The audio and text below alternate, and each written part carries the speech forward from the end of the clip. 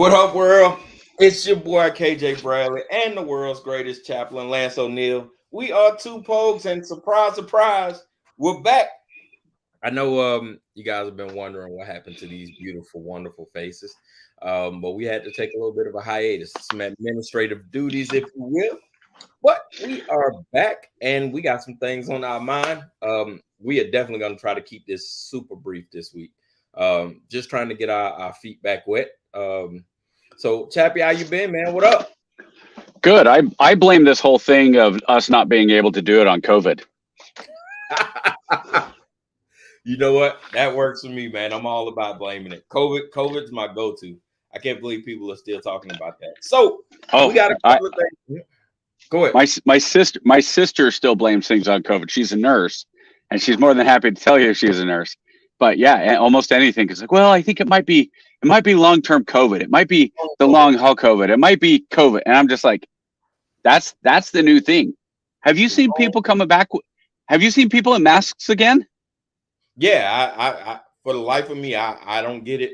Even the was it the CDC finally came out and was like, listen, hey man, even if you got COVID, you're cool, just go to work. It was like, if you're feeling bad, take some Tylenol, you'll be okay. I'm like, oh, so now that all the hysteria is over, now you're just like, oh, it's nothing but a big cold, you'll be fine.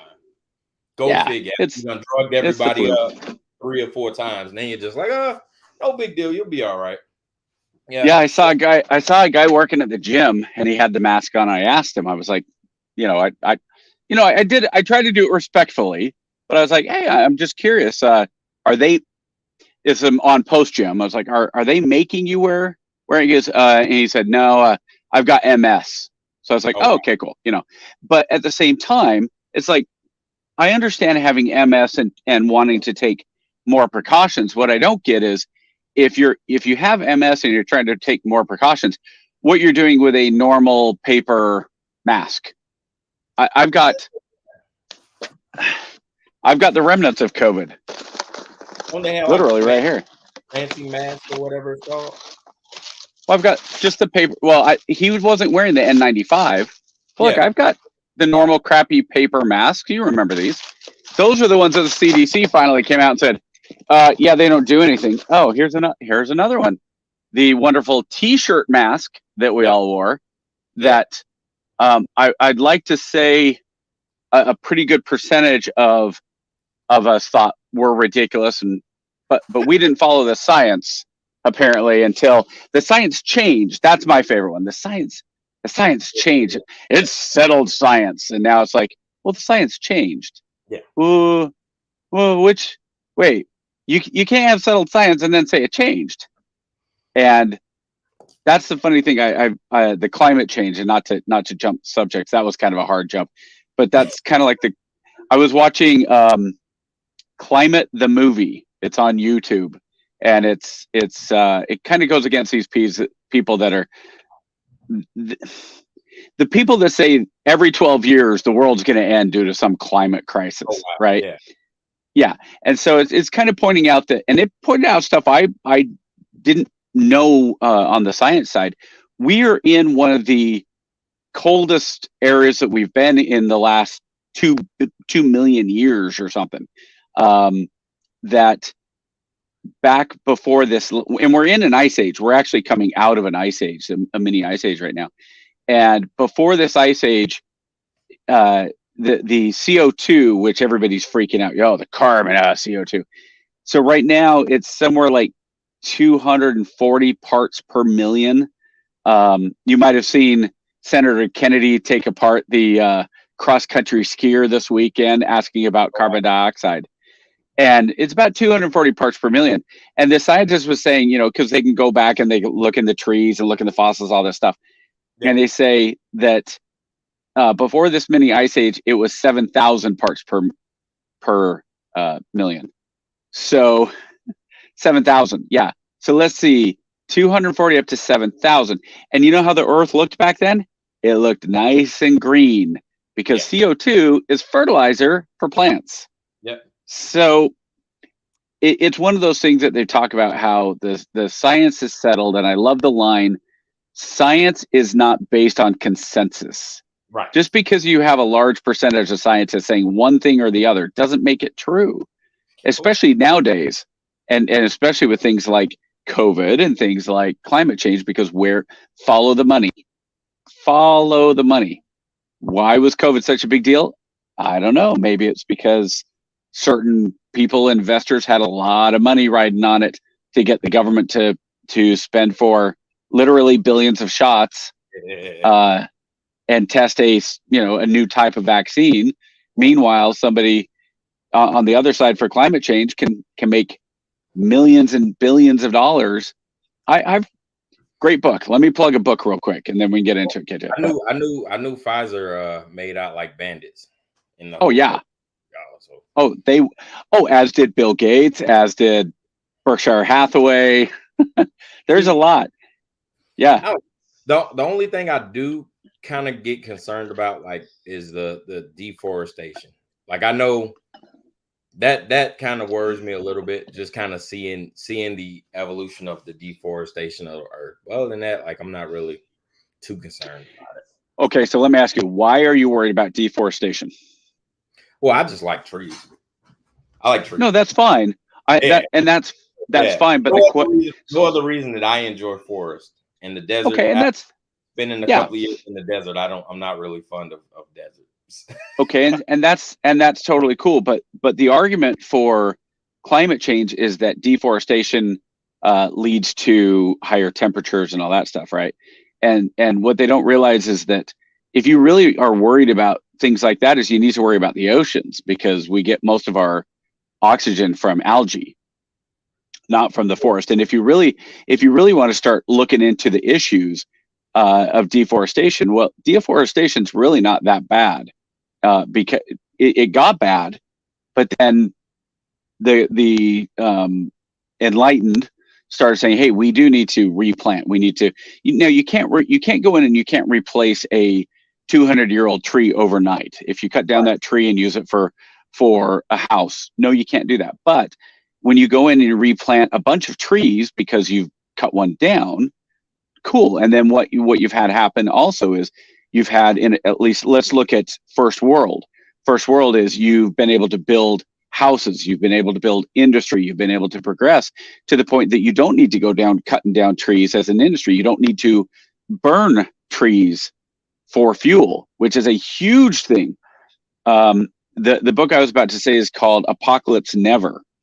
And the author talks about how in Africa, so the Global Economic Fund, the World Economic Fund that used to invest in things like building dams for hydroelectric, they basically got away from that, and they went with this green energy stuff. They said, okay, well, we're instead of hydroelectric, which is one of the cleanest, most efficient forms of energy production, we're going to push for solar, and we're going to push for wind, which realistically, you're not going to get that in Africa. You're going to retard all of Africa's growth if you do that, because you're expecting, where a first world country went from burning wood to burning charcoal to burning coal to burning gas to maybe hopefully nuclear, and then to some of these sustainables.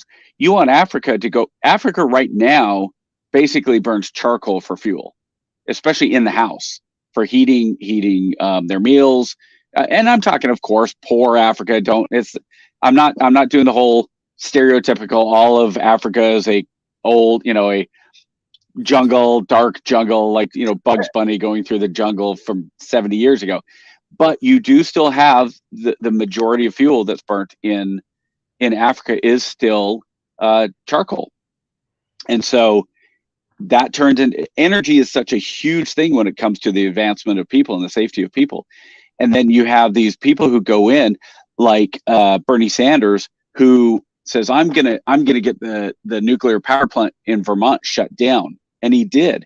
And he said, well, the emissions are going to go down because we're going to change to sustainable. We're going to get fuel, renewables. We're going to start using solar, and we're going to start using wind power to replace the nuclear. And the problem is emissions went up 16%. Why? Well, because when the nuclear power plant went offline and all that electricity stopped being churned out, Yeah. then you tried to do wind and you tried to do solar, and that didn't cover enough. So what do you have to do? You have to open up the coal firing plants and the natural gas plants, which burn more than nuclear power plants, and they're not as efficient. So it's this idea. Anybody that says they want the world to be energy sufficient by wind and just by wind and solar, I'll ask them, what about nuclear? And if they say no, we can't have nuclear, they're not a serious person. Yeah. So yeah, it's funny because you look the science, full circle, the science of things. I know Africa is leading the charge in emerging tech when it comes to different energy sources. I know they were really big into the whole solar and wind thing. I don't know how sustainable it is, but I think they kind of moved on toward hybrid. Well, the problem is it's not by choice though.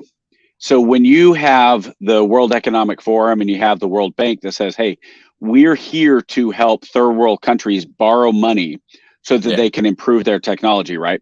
So then Africa comes in and says, let's give me a country. Let's say South Sudan comes in and says, hey, we want some money. We want to be able to grow our infrastructure and be able to have more sustainable power. And then the World Bank says, well, sorry, we don't want to give you that to build a dam because dams are bad for the environment. If you build a dam here, that's going to make a lake, and that's going to potentially wipe out the sand flea that's in the area, or it's going to change. It's going to change the topography, and that's just not what we want. What we want you to do is we want you to use solar, and we want you to use wind. So Africa's going, well, okay, well, if that's, South Sudan, let's say, they're saying, well, if that's the only thing you'll give us money for, well, we'll take it. It's better than charcoal. But I mean, you saw what happened in Germany. They've been shutting down all of their nuclear power plants. And you know what they've been going to? Coal. Which is weird. Stupid is the word. Yeah, it's like going backwards. I don't know. I do like I have like I'm not too well versed in African economics or whatever, but they are doing, from what I have read, the little bits and pieces, they are doing some serious technological innovations over there, man, and hopefully they'll be able to rebuild everything. It's just, I don't know, man. Africa's obviously near and dear to my heart, man, but it's they got too many hands in the pot, and they've always had a lot of hands in the pot. You know what I'm saying? In fact, I got into an argument with the guy.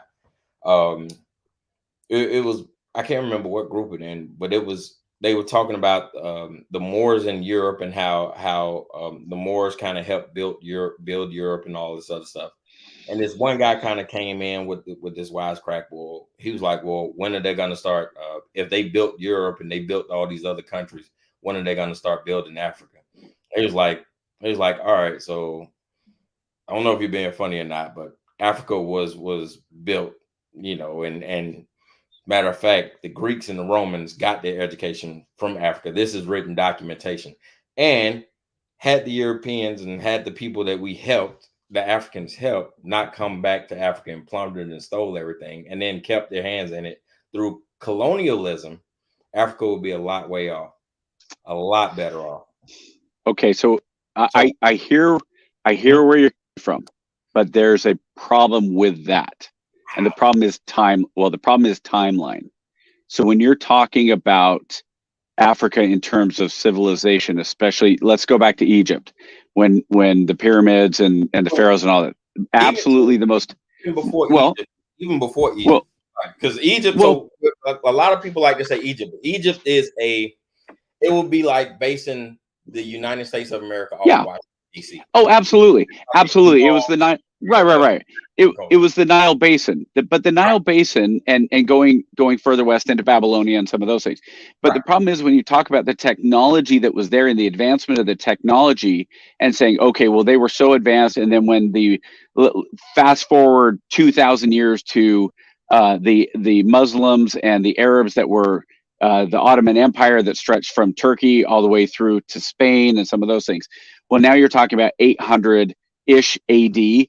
Okay, so from 800-ish AD, you can say at that point, the most advanced culture was basically post-Roman. It was now into the into the I just said it, the Turkish Empire, but Right. the Ottoman. I'm sorry, the Ottoman Empire.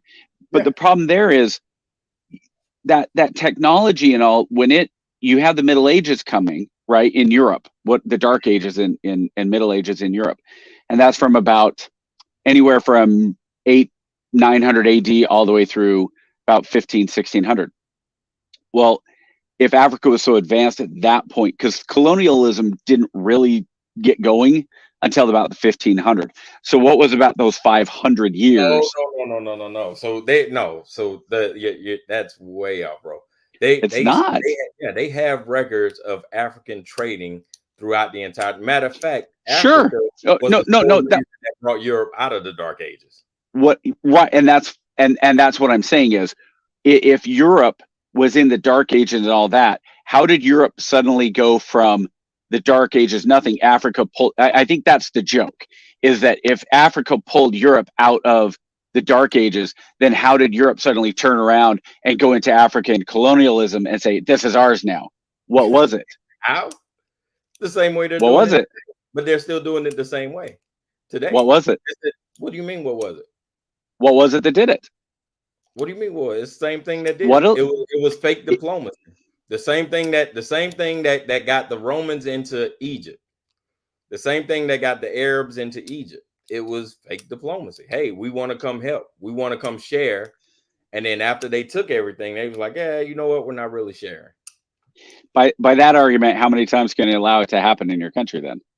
Well, If you allowed the Romans in, if you allowed the Romans in, and then you allowed the Muslims in, and then you allow the Europeans in, at what point do you go, it's our own fault for letting these people?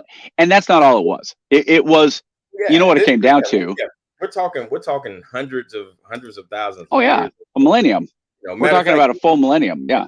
but you see the same influences happening today in America. I think it happens with every civilization, right? Like even with British culture, like when the British Empire was wreaking havoc around the world, like Mm-hmm. they would spread their influence, but because they took in so much, so much stuff, it eventually got to a point where it started being a net negative. You know what I mean? So Well, what intended to see, be positive back. I would almost argue though that when you had colonialism and you had sharing of technology, and the technology got okay, so let's use England as that kind of that point, right? So England goes in and they come in and they basically take over India, which England has a population at the time well below 50 million people. Right. And India has a significantly larger number of population. Oh, yeah, right. But England's still able to come in and they're able to basically take over. They form the government. They do all those things.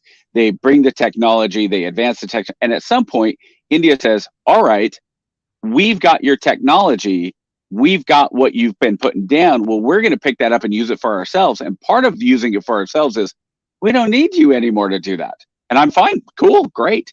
That's what's supposed to happen is the more advanced countries are supposed to take that and move further on. But what's not generally happening is you wouldn't have India then say, all right, we're done with England, which is true. But then India turn around and say, now we're taking over England. And that's kind of the Africa argument is, if you have that technology, no, listen, if you have that technology and you have that advancement and you pull Europe out of the Middle Ages and you give that, you just said Africa. Okay, hold on. Let me time out for a second on this whole thing. Yeah. Because it is so unfair to look historically and say Africa. It's so unfair because to say Africa is like 3 times the size of Europe. And you don't say, well, Europe did this because France was very, very different than England and very, very different from Holland. And you start looking at the colonial powers. Denmark Denmark and Holland were colonial powers, tiny little nothing countries, but they were colonial powers, right? Italy, Spain, Portugal, all these. So it's really unfair, and I think that's one of the things that's so difficult about world history and some of the things that happens, because you said, right then you said Egypt is this much of Africa, and that's absolutely true. But what we're talking about is resources, right? So what they would do is they would come in, right, and they would pillage for resources. Oh, and steal the resources, absolutely.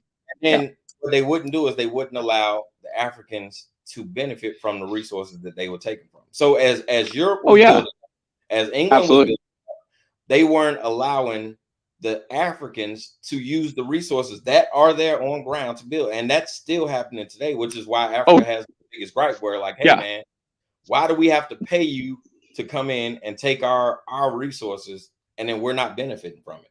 Answer that question right there, though. Hold on. Answer that question right there. Why?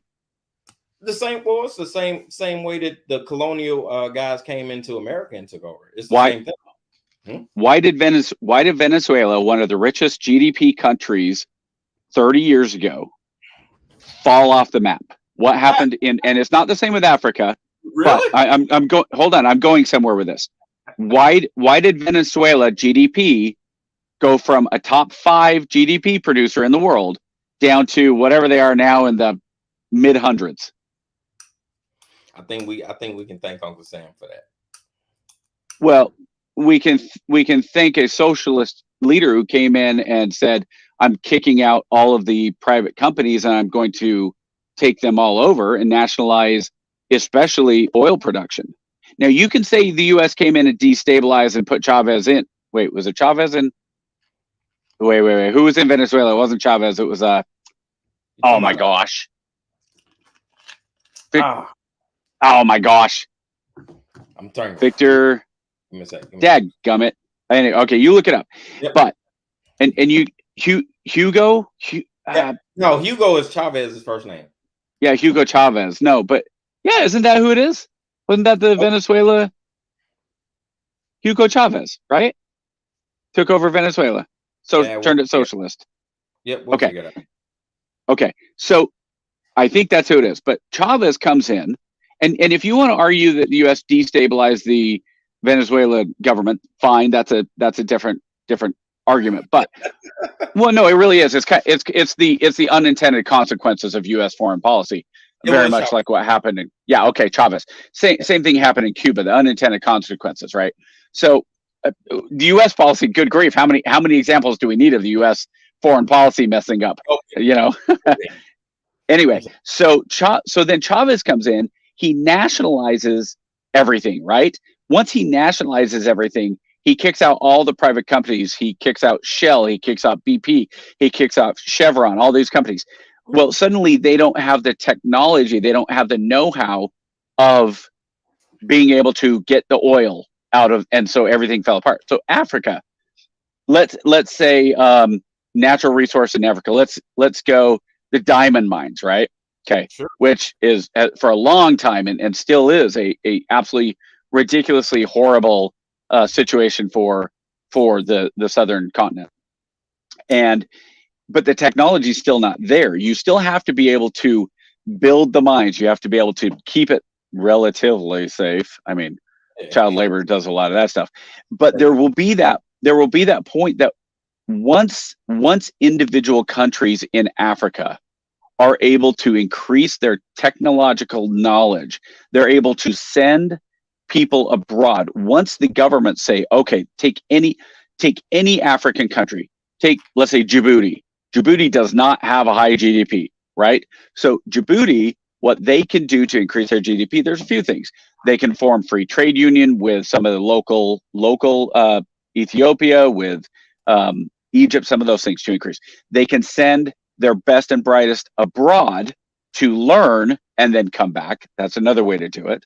And unfortunately, there's a lot of times that doesn't work as well. You look at some of the things like with India, how many scholars that India has sent to the US and then the doctors stay here, let's say, for example.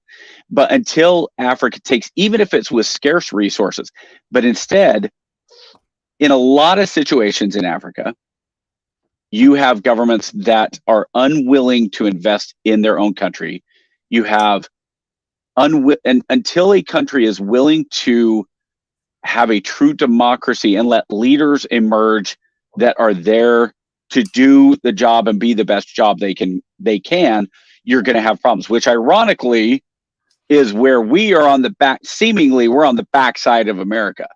We have passed the let's have the best and brightest be our leader, and we are now on the post-intellectual policy of our government officials, of our politicians. Africa, as individual African countries, are able to increase their knowledge and increase their engineering and some of those things. They can then, I think, they'll start to take over and they'll be able to discover and use their own resource. Right now, who are they bringing in? Individual countries. That's China. No, yeah, that's way off, man. The only reason they're bringing in China is China kind of gave them a better deal, right? Because yeah, they're investing. How does China invest? And I'll give you an example, right? We can say, all right, well, they didn't have their best and brightest. All right, so you take a country like South Africa, right? Mm-hmm. South Africa came in, right, and the Europeans kind of took over South Africa, right? South Africa was able to develop, kinda. Yeah, well, kind of, yeah, but they were able to develop it, right? So to say that, you know what I'm saying, and it's a lot deeper, man. Matter of fact, we could probably do a whole episode on probably could, yeah. So I ain't gonna belabor that point. Matter of fact, we'll get back to that. Lord knows we got enough issues going in our own country. So the only thing I'm saying about that is, until African nations are able to increase their own infrastructure and their knowledge infrastructure, they're going to be behind. And that's true of anywhere. It doesn't have to be Africa. Wow. That can be South America and Asia and wherever. I will tell you, every time they've tried, they've been Gaddafi. So it's not like they haven't tried. It's just that, like, hey, every so often, you know, you'll get a leader that says, hey, why are we paying these guys to take our resources? Let's unite. And then, you know, the powers that be says, hey, that's a bad idea. We can't have a united Africa. We need to go help them. And then, do you think a united Africa is even possible? Is it possible? Absolutely. Is it possible? I don't think so. Yeah, absolutely. I don't think we're past. I don't think we're past that. Or at least not, if not a united Africa, a united Africa in the sense of the states are being united. Like, I think the continent of Africa can mimic the United States into where each country maintains its own individualism, but with a united front. But you can't do it with all the international interests that you got hands in everything. And for whatever reason externally, I don't think even internally you can do it, because again, I don't mean you can't. Could it happen? Sure, of course. But I think you've even seen, like, you look at the European Union. How long did the European Union last? 20 years before England said, F you guys, we're tired of paying for Greece, and we're tired of paying for these other countries. And so if you have Africa and you're able to get some of the nations, and you do have, you know, some African nations that have come together, but there's a point where because resources are not equal, because leadership is not equal, because money is not equal, you could say, as Africa, we're going to join together and we're going to have the African pound. We're going to mint and we're all going to have the same money. Okay, cool. At some point, you're going to have some of the countries go, well, wait a minute. We've got all these natural resources. We're pumping oil. We've got natural gas. We've got hydroelectric. The Nile. We've dammed parts of the Nile. We're kicking ass. Why are we paying for Sierra Leone that is just sitting over there not doing anything, and they're just sucking off of us? Like, we're being dragged down by them, and that's part of the problem. You know, the U.S. is diverse, of course, and it's very different. But the U.S. was formed out of a nothing.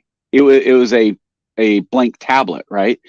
I don't think you have anywhere in the world right now that is undiscovered, as it were. And yes, I know people are going to say, oh, there were people here before Americans. I get it. Fine.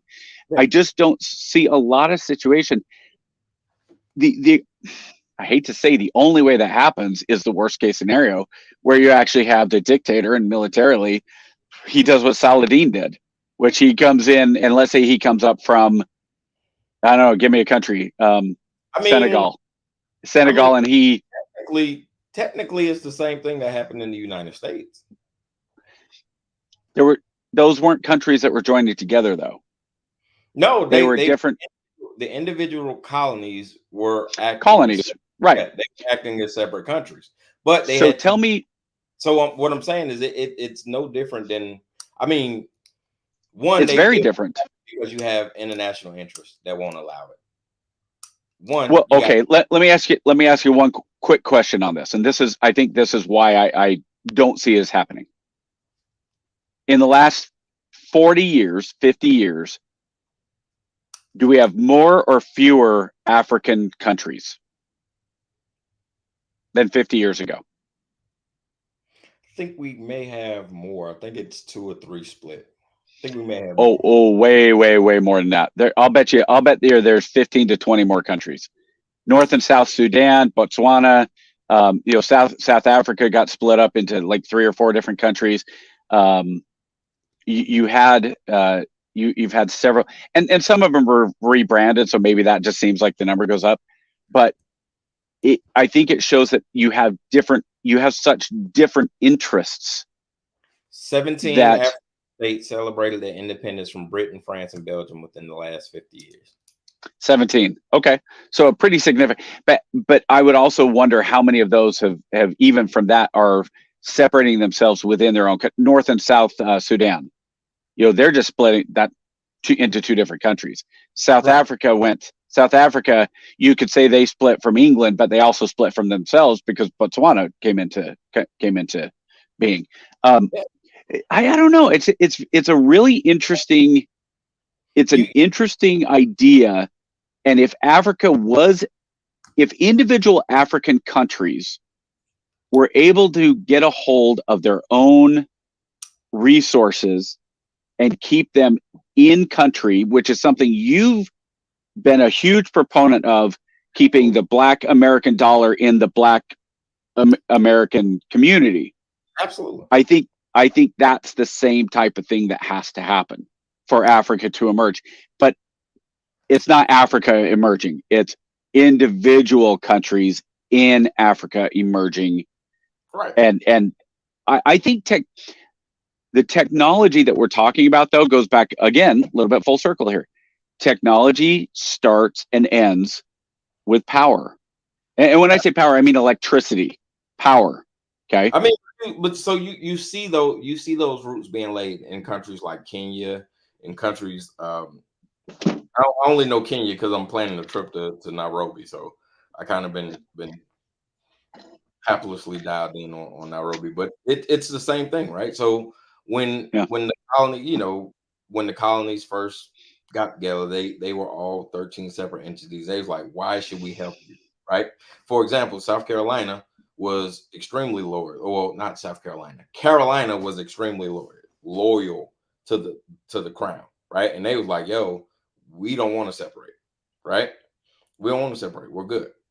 But they were convinced to join the cause. Same thing, right? So I think they're one, you got to get the international influence, right? Like right now, Africa is so in debt. The countries in Africa are in so much debt owed to European countries for their help. It'd be damn near impossible for them to do anything. And then two, we kind of experience the same thing, right? So you have, what do you have? You got North and South Dakota, you got North and South Carolina, like split. We don't know the nuances for splits, right? So if there's North and South Sudan, we like, I see a lot of similarities in the development of the United States with the states of Africa or the countries in Africa. It's gonna be a little difficult for them because of the debts owed to the international community. So Which here's part of the problem. Okay, I gotta do it. kilometer to miles here. Okay, kilometers to miles. So if we have 6,500 kilometers, that is 4,038 miles, right? Okay, Sure. so just over 4,000 miles. I don't know. But and what that is, it's about 4,000 miles, right? From Kenya to Ghana. Kenya's not coastal. Ghana's not coastal. Right. But that's 4,000 miles. California to Florida is only 2,700 miles. Right. That's the other part with saying Africa can get together, is it's so freaking big. Yep. It is so large. And because it's so large, you will, I think, I have a hard time thinking people in Kenya and people in Ghana are going to have the same ideals. And you can say that's the same as Florida and California right now. And it is to a degree. But the problem is you don't have a Florida. Right now, if you had the country of Florida and you had the country of California, there ain't no way those two are getting together. Oh, like no, the country of Florida and the country of Texas. You know what I'm saying? I mean, the country of California and the country of Texas. Like it just, yeah. If there were 50 countries in the United States, right? And you came to all 50 countries and you said, "Hey guys, we got this great idea. We're going to combine all our countries into one great nation." In 2024, they will look at you and tell you, "Man, to hell with you." Why? Because here's what you could get. Texas is like, "I don't need any of you guys. I'm fine." But so here's what you could get from that, though. You could get a free trade zone. Absolutely. That's the first step. And but again, the bigger. But you would get that free trade zone if, let's say that, Texas wasn't influenced by the UK, California's influenced by France. You got right. Yeah, sure. You know what I'm saying? So if those hands weren't in the pot, then if they were all independently thinking, you should be able to work something. But again, here's the other problem. This goes back originally to California has different power than Texas, than Florida, and I mean electrical power. So again, that's, to me, and I think most economists and most people who look at it would say, if you can't have power to turn a light on in your home, you can't have reliable energy to cook your meals. Until you get that, you're going to be behind the 8 ball, because the first thing you do in the morning is you're waking up and you're going down to the store and you're buying your charcoal for the day. You're going out and, woods in there's places in Africa that there's just no trees because they're going in and they cut it down. You talk about deforestation. There you go. And instead of the world community coming in and saying, all right, we are going to do these loans. We are going to give you the ability to improve your infrastructure. Some of these less advanced countries in anywhere, but we'll say specifically Africa for now. The first thing you do as a global fund is you come in and say, well, you can get energy, but you have to use solar and you have to use wind. And they're going, we don't have the infrastructure to get. Let's say we come in and we're going to build these solar. We don't have. What about the power lines to get the electricity from the solar out to, the middle of the country, or these giant freaking huge windmills that we can't build here, so we have to bring them in. And then if the wind's not blowing, I still have to go get charcoal. And if the sun's not shining, I still have to go get coal. And actually, coal is a step up in that case. Meanwhile, back when other developing countries were coming in, that's how they were able to do these things, as they were able to get support. Now, the U.S. is a little bit different. The U.S. did it internally. The Tennessee Valley Authority and some of those things. Right now, again, the U.S. we're just shooting ourselves in the foot because instead of building nuclear power plants, and there's a brand new one opening up here just outside of Augusta, where I am. I'm wondering if that's going to affect my energy costs. I'm hoping it drives it down. I hope they go, we got all the energy in the world, woo, you know. But am I gonna? I have a good friend, Andrew Claudio, who has made a lot of money and started several businesses. He's a huge solar guy. Nice. And I've talked to him and said, okay, man, so tell me how it makes sense for me to do solar on my house. I'm military, so every time I move, so if I try to put solar on my house, it's going to cost me what, $50,000-$60,000. And even if you say, well, that's going to reduce your energy cost from $400 a month to basically zero, but I have to pay $400 a month to pay for those solar cells. Well, how does that make any sense to me? Because if I go to sell my house in 3-4 years, 5 years, the new person coming in, they're not going to be like, oh, there's solar on this house. Well, of course we'll pay $50,000 more than next door because you have solar, and we'll save $400 a month on energy costs. It doesn't happen. And until the technology catches up where you can say, I can personally go outside, pour a little bit of cement, put a pole in the ground, pick up a couple of solar panels, and it's going to be 100% efficient. And then I can buy an affordable, let's say $2,000-$3,000. And for that, even a lot of people, that's not affordable. But instead of a generator, let's say a good generator is what, $750? Instead of that, buying that generator, I can buy a good battery pack that goes in my garage. And that legitimately is going to be enough. The technology won't work, not for any long term. And that's where nuclear. So that book, it had a great visual stat. And it was Apocalypse Never. It was all the nuclear waste that has ever been produced would be in containers. Like if you just blocked it, all the waste, all nuclear waste would fit in the size of a football field, 70 feet high.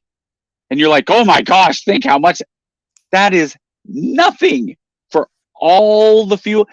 Everything that is all the nuclear waste that has ever been made. And that's before we start talking about recycling nuclear waste. But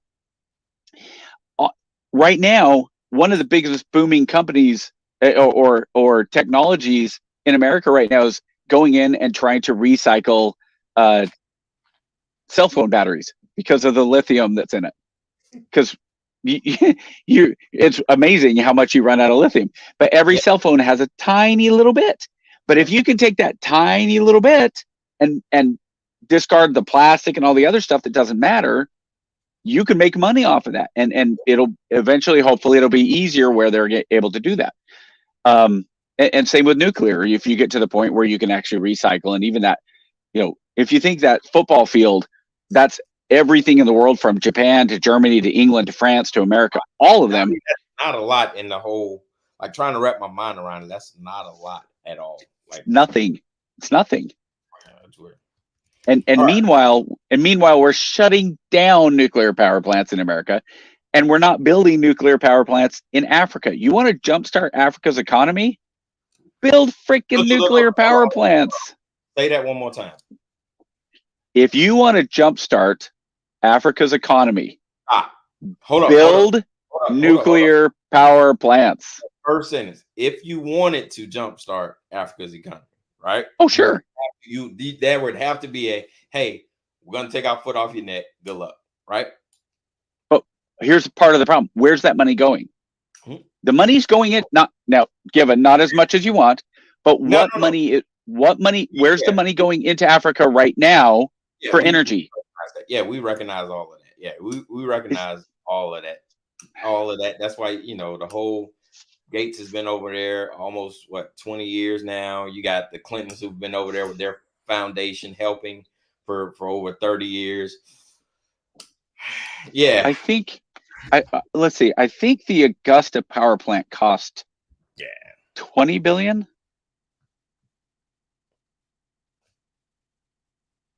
Is that what it was? I don't know. Somewhere around there, though, right? It was a lot. And that's fine. Okay. It was supposed to be 14 billion, but it turned out to be 35 billion. with Unit 3. Okay, but let's say let's go with that higher number of 35 billion though, and it was multiple reactors, right? Mm-hmm. What's Bill Gates worth? Shit, a ton, a lot.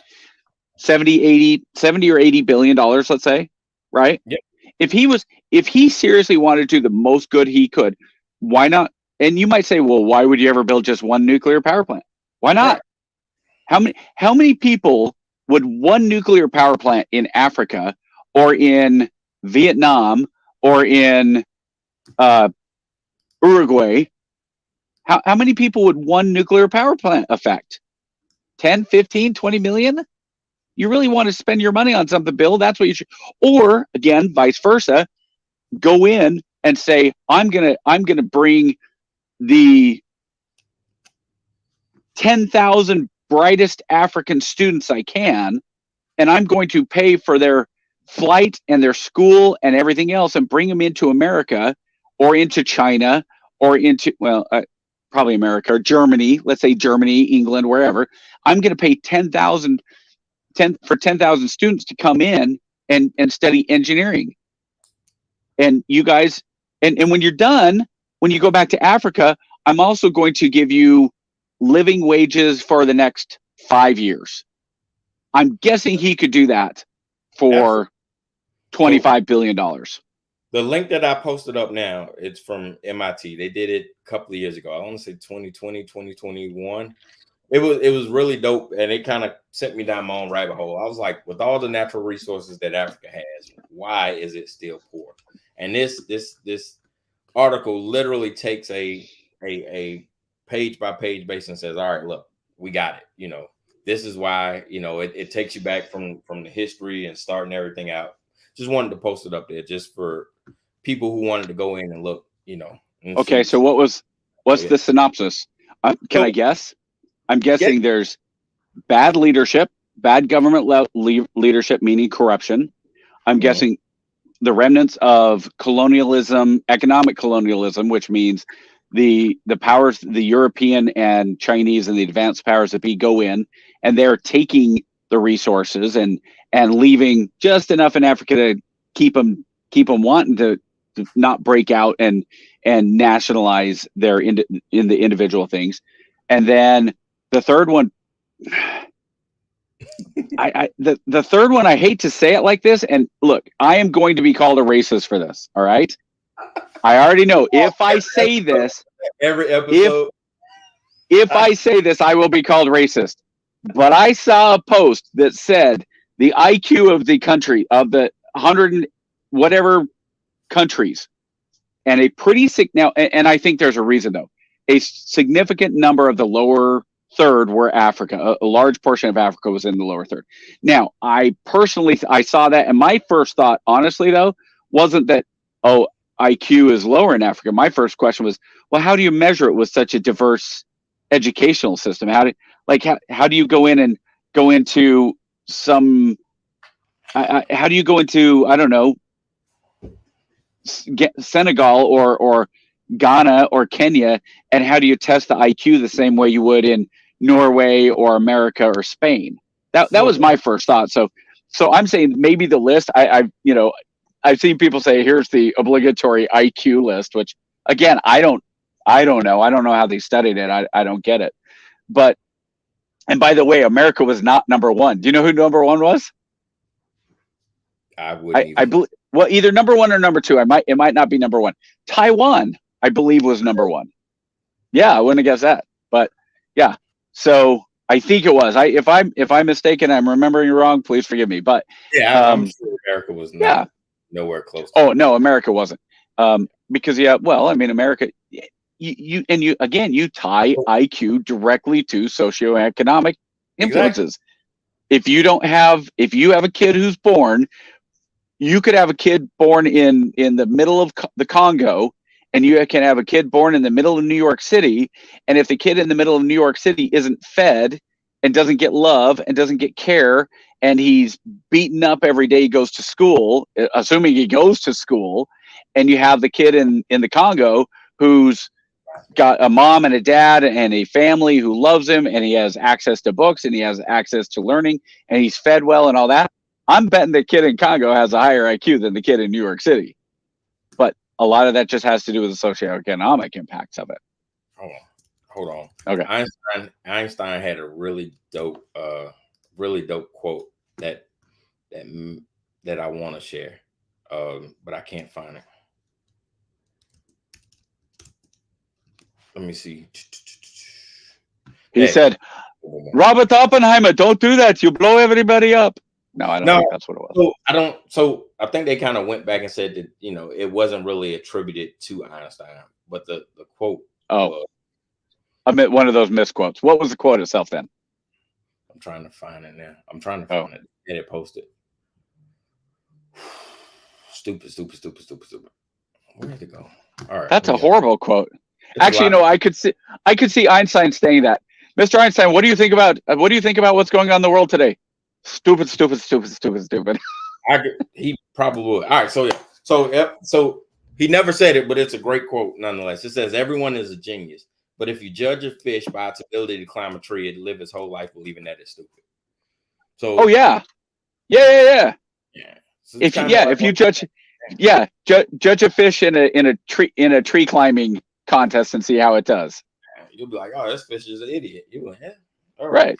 Yeah, that's why I kind of like. That's why I am with the IQ. All right, so we are at the 1 hour mark, and we spent the whole. No, didn't we? We started 20 minutes. We started at 20 after, so we have 10 more minutes if we want.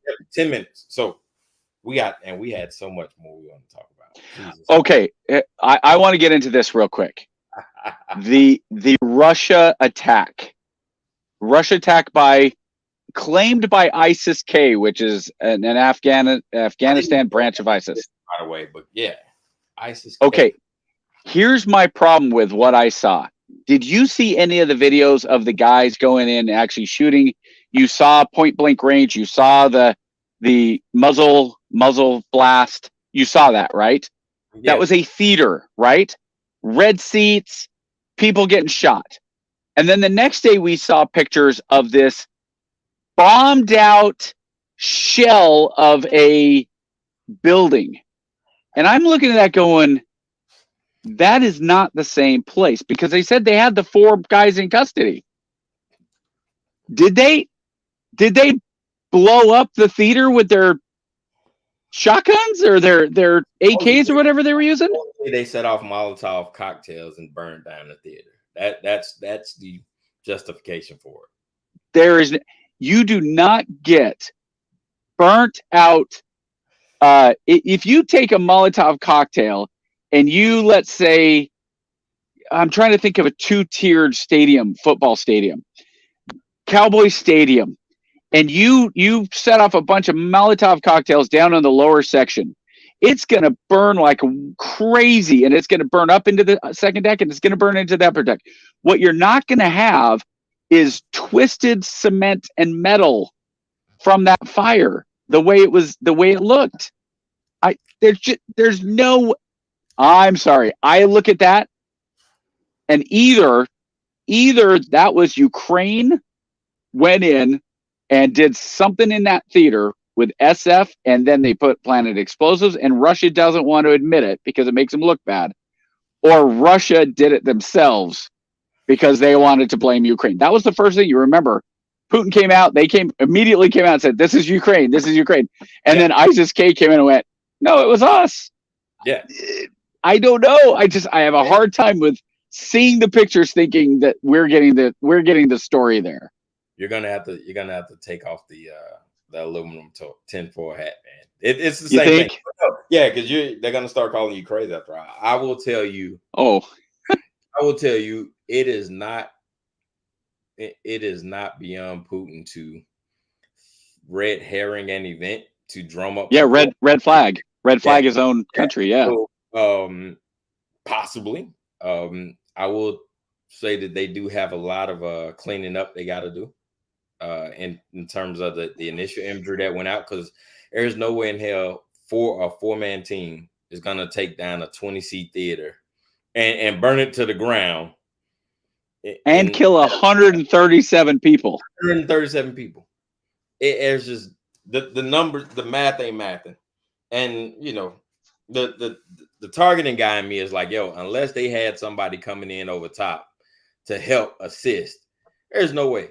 I mean, you got to be a 4-man team has got to be moving. You hear me? And then the muzzle flashes in the video weren't on automatic. It was like, it was sporadic pops.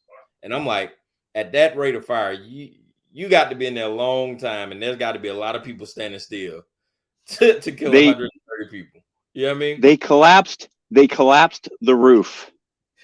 I want to know if it really was small arms fire and Molotov cocktails, that building was coming down anyway. If you put 300 people in it, if there was you start clapping all together. Here comes the roof. If that's what did it.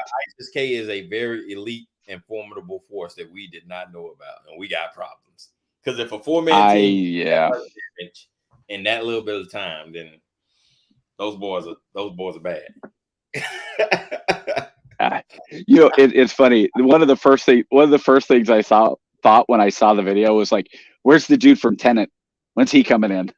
I'm telling you, man, it doesn't. So am I tin-hatted, or does 2 + 2 there? We're being told it's 2 + 2. I look at that and it's 17 minus 38. Well, I've conceded in the fact that I am a conspiracy theorist, and I am, with the crassness, excuse my crassness, audience, I'm batshit crazy apparently, because I don't believe none of what I see and half of what I hear on a good day. It's just I have a friend who believes everything that Hamas puts out. No. That Israel is indiscriminately killing all the kids, and they are targeting children and women and all this stuff. And like I bring it up and I'm like, well, but they aren't. I mean, like, there are casualties of war, and there are, things that happen during wartime, and realistically, every death of any Palestinian child or mother, it's horrible right now. But I blame Hamas for every single one of those deaths because of what Hamas did on October 7th. But she reads it, and it's funny, I'll send her things that kind of show, hey, here's what it really is. And she'll go, well, how do you know that's not Israeli propaganda? And it's like, what benefit, if you look at propaganda, what benefit does it have, right? And if I go back and I say, who's still got hostage? You want Palestinians? The Palestinians are freaking out, right? And people in America, oh, we free Palestine, and they cease fire now. It's like, well, how about this? How about free the hostages first? Then we can talk about a ceasefire. And until then, I don't think people really understand, like, hey, man, they declared war. Like this is a war. Like, this isn't a conflict. Israel declared war after Hamas attacked them. So it's like, what do you want? So one of the gangs in Mexico, one of the drug cartels comes up. They go through Tijuana, right? And they go into San Diego, and they start just lighting up anybody they see. They break into houses in the community in San Diego. They start shooting people. They start raping women. They rape women and, well, everybody, but men, women, and children. They rape children and make the parents watch, and they torture kids, and then they put a bullet in the back of the head. They rape wives and make the husbands and their kids watch, and then put a bullet in it. And then they videotape this whole thing as they're doing it. They go and hit a Taylor Swift concert that's going in San Diego and kill several hundred people there, burn out the cars. Then they grab people from the Taylor Swift concert, and they go back into Tijuana, and everybody in Tijuana starts going, yeah, we look at what we did to Americans. Yeah, look at what our cartel did. Woo! And then America goes in and goes, okay, here we go. Get the National Guard, get the reserves, get the regular army. We're going into Tijuana. By the way, Tijuana, if you're Mexican and you live in Tijuana, all the way down to Escondido, if you are not part of Hamas, you need to GTFO, because we're coming in. You should. You should probably get the family out. GTFO, get the family out, because we're coming in because we have hundreds, including children, hundreds of hostages there, and we are going to get them. Now, we go in, and here's the problem with all that scenario. You're still going to have these dumb-ass leftist hippy dippy liberals that are going to, well, the cartel was just coming in, they were just trying to save their money. They were just trying to do their thing. They're oppressed.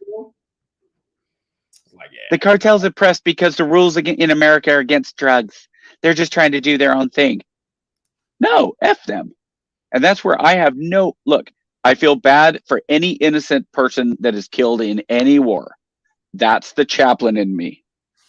The intel guy in me and the MP in me says, especially if you've been given warning to get out of a certain area because we're coming, you need to get out. And even more so when Hamas has been shown to keep those civilians in that area specifically as human shields, then sorry, dude. I hate to say that's how it goes, but that's how it goes. And the numbers that Hamas, the propaganda that Hamas is doing. So all of that said, don't trust the media. It is definitely just trust us. Just trust us. Get down, lay down in Israel right now. All right, we got to come back because we got a lot to talk about. We haven't talked about the political landscape. We got candidates in and out. We got a president who might be losing his property soon. Like, there is so much going on. So we have a president that is going to be losing his property, and we have a president who's losing his marbles. So it's life is crazy. And then Kennedy's my guy. We'll talk about that later. But I've put my hat in the ring. I'm putting all my eggs behind Kennedy. That's where I am. I'll explain it to you next week. But that's fine. Hey, and let's put it out there. We are going to. The attempt is every Sunday night at 8:00 Eastern time to go live and do these things. So the idea is we have not been as consistent as we would like to be, and so that is now the goal. So if you have something that you're like, you know what, this popped up Friday or Saturday, send KJ a note and say, hey, I want you guys. What do you guys think about this, that, or the other? Remember that we are just two guys that are trying to share what we think. I am a entitled white rich guy. Oh wait, no, I'm not rich, just entitled. So everything that I say is from my limited perspective of my life. I do not represent the entire white race, where KJ does represent the entire black race, as we've established. I am the king of black people, and my impoverished, broken down, beaten down people by the man, and I will defend us to the core. By the way, I will try to be as limited racist as I can be. Holy smoke. Candace Owens won me over this week. We got a lot to talk about. We got a lot to catch up. You guys got to join us, man. Listen. And by the way, I want to open an invitation. I want to open up an invitation. We always have room. We got a 3rd seat, a 4th seat. If you want to come on with us and just, give your point of view or just STS, you know what I'm saying? Holla at your boy. All you got to do is reach out. We there. We'll open up. We'll throw you in and we'll have a good time. Chappie, it's 1 hour, brother. We got to roll. Till next week. We out.